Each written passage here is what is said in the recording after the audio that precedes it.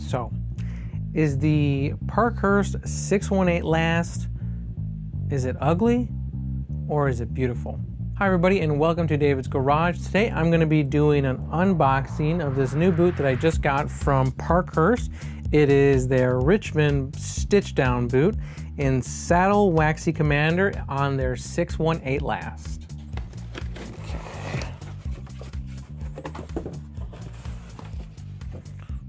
So you get, they gave me some flat cotton weight laces. Thank you card. All right. Oh, and they come in the Parkhurst boot bags. Very nice, as usual. Alrighty. So again, these are the Richmond Stitchdown boot from Parkhurst, and this is in Saddle Waxy Commander, and this boot is on Parkhurst 618 last. Another thing about these boots is I picked these boots up off of Parkhurst Seconds and Samples page. So when I saw these boots on their Seconds and Samples page, I just had to get them just because you know, I'm a big fan of Parkhurst and I've been really wanting to try out this leather. I really like this, you know, this color in Waxy Commander. And when they had it in their Goodyear welted boots, they sold out of my size pretty quickly. And so when I saw these, I figured I had to grab them because another thing about these boots that they mention is that these are a true cap toe. Parkhurst does not usually do a true cap toe on their Richmond boots, and these are a true cap toe. So that's actually 2 layers of leather on this toe cap, which I thought was pretty cool. So with the lug sole, the toe cap, the Waxy Commander, the Stitchdown boot, I just thought this was a really nice boot. I figured, you know what, I'll give the 618 last another try. So if you guys don't know anything about Parkhurst, they are an American boot company based out of the state of New York, but their factories are actually located in Spain and Portugal. The Spain factory, I believe, makes their Goodyear welted boots, and these boots are Stitchdown. So these are made in their factory in Portugal. You can see right there, these are made in Portugal. So I believe, yeah, all of the Stitchdown models are made in the Portugal factory that they contract with. So let's talk about this leather. So this leather is from CF Stead. They are a tannery located in England. On Parkhurst website, what they say is, the upper leather used in this style is the Waxy Commander article from Charles F. Stead Tannery. This article has many rugged features to it, including many depths of color along with plenty of texture. Waxy Commander leather is finished on the flesh side and includes a blend of natural waxes for a uniquely rugged aesthetic. The dyes and colors of the article are blended to complement the base dyeing for a rugged appearance with depth of color and texture. Waxy Commander leather is part of CF Stead's waterproof line of leathers. So they're saying this leather is waterproof. So that's pretty cool to know. So yeah, CF Stead, they are a world-renowned tannery. Very well known for their suede leathers. And I also really love the kudu leather that I have on my other Parkhurst boots from CF Stead. It's absolutely one of my favorite leathers. And so I guess I didn't mention, but the reason why these were listed as seconds on their website was that the sanding on the toes, on the welt, I guess were a little bit too close. So if you look here on the toes, you can see how close that stitching is to the edge. So it looks like somebody, whoever was sanding this, just didn't do the best job. Maybe they just weren't paying attention, or they just got a little carried away right there on the toes. Otherwise, everything else with this boot looks great. Yeah, and just feeling this leather, it actually does not feel stiff at all. I think it's a chrome tan leather. I'm almost positive it is. Might be combination tan, but I don't think so. It has a really nice, soft and malleable temper to it. Not stiff at all. So definitely is on the lighter end of the temper scale. So it's a really nice, flexible leather. And of course, as they say, they finish it on the flesh side, which means that, so this is the rough outside, and this is actually the grain side. The wax on this leather is definitely not as thick and sturdy as Horween's wax flesh. Horween's wax flesh is actually a very sturdy layer of wax. Like, it takes a lot of wear to wear off and cause patina on the wax flesh from Horween. This, from what I've read on other people's experiences with CF Stead's Waxy Commander, it actually patinas pretty easily, but you know, I think it was designed that way. And I'm curious to find out how waterproof this leather actually is. All right, so my measuring tool can't actually reach, but let me just go ahead and just measure the tongue just for fun. Okay, so the tongue leather is just about 2.3 millimeters. So if that's the same thickness on the quarters and the vamp and the heel counter, that's actually a pretty good thickness of leather. All right, so let's talk about the 618 last. So the 618 last is something that Parkhurst mainly uses, I've noticed, on their Stitchdown boots. In fact, I think all their Stitchdown boots are on the 618 last. From my experience, I really do love the 602M last. The 602M last for me is just a really nicely shaped toe box, really nicely shaped heel and waist. This last, I think, has definitely a more dressy look and feel to it.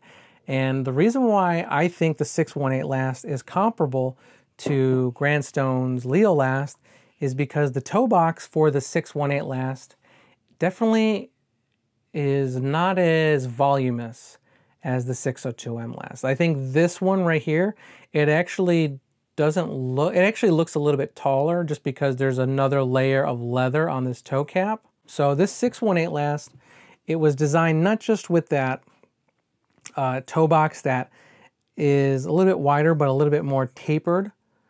And I think, like I said, it's a little bit slimmer volume-wise right there in the toe box.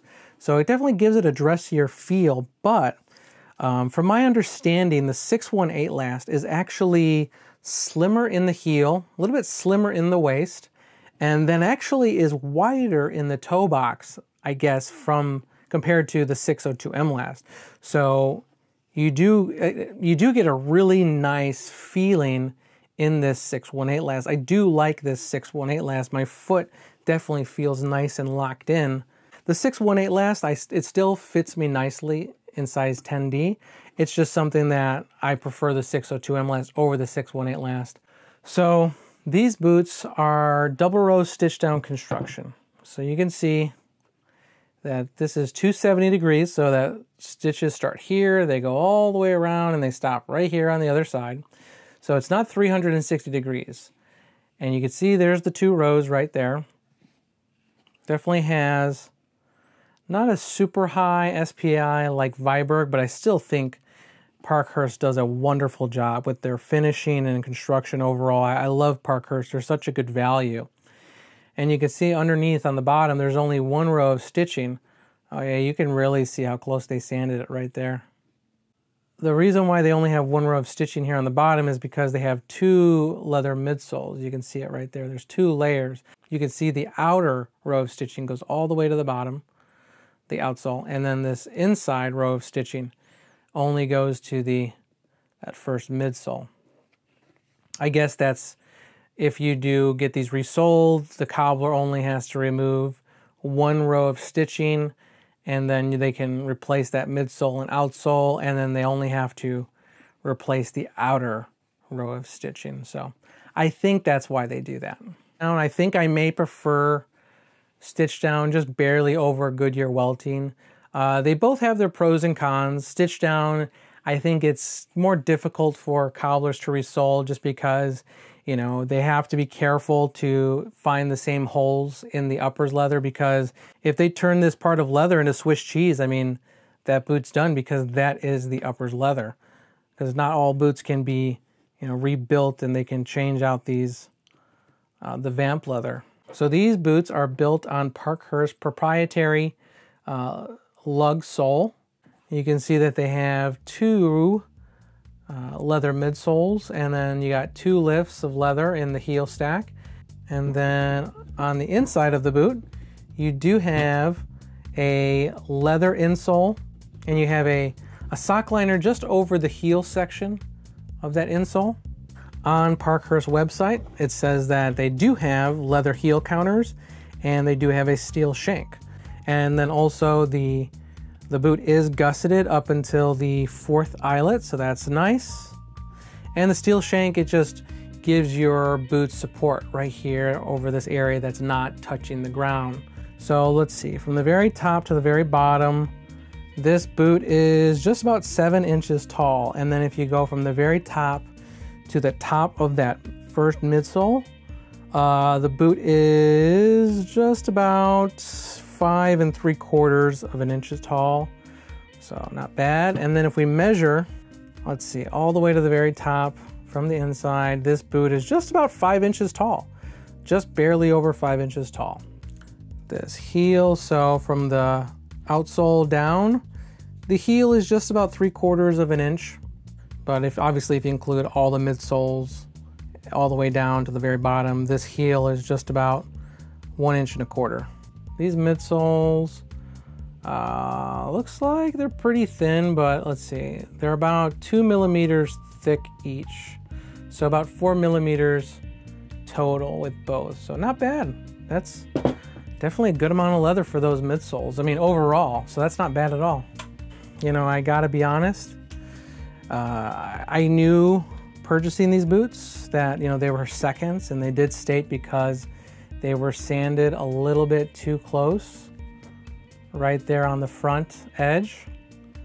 And it does not bother me at all because everything else is great. And so to get these boots at a discount because of that, I am super happy, just because I think that Parkhurst, I mean, the value is just absolutely amazing. I mean, you're getting some really amazing leathers. You're getting wonderfully constructed boots. I love how comfortable the last is. And so for me, Parkhurst, their lasts are great. I love them, and I love the feel, and I love the shape of them. So that's what's most important for me. But in terms of like overall build quality, still really great in terms of overall quality. But that's just my opinion. All right, so now let's try these bad boys on. What do you guys think? I think these actually look really good. I think that extra layer on the toe cap definitely makes the toe box look not nearly as pointy. Maybe it was just my 618 last boots in the chestnut tempesti leather, but I just felt like that was just, it was very clear, like angles, like tapered on my toe box, and definitely is not as roomy as the 602M last. Like if I wiggle my toes, my big toe is literally almost right there. My other toes, though, they do have room, but if I wiggle, I can touch the sidewall. But otherwise, these are very comfy, and I can definitely feel a tighter grip on my heel, which isn't bad. It's a good thing. It locks my foot in. So I think there's definitely benefits to this 618 last over the 602M last. I agree. I think they've improved in some areas. I just really like the toe box of the 602M last. So how does it fit? Well, these fit me really nicely, just like they always do. I always get a size 10 in the Parkhurst. I get a size 10 on the 602M last, 618 last. I get a size 10 in my Iron Rangers 10D. And Iron Rangers, I'm a 10D in Truman's, 20 last and 79 last. And so these fit my foot like a glove.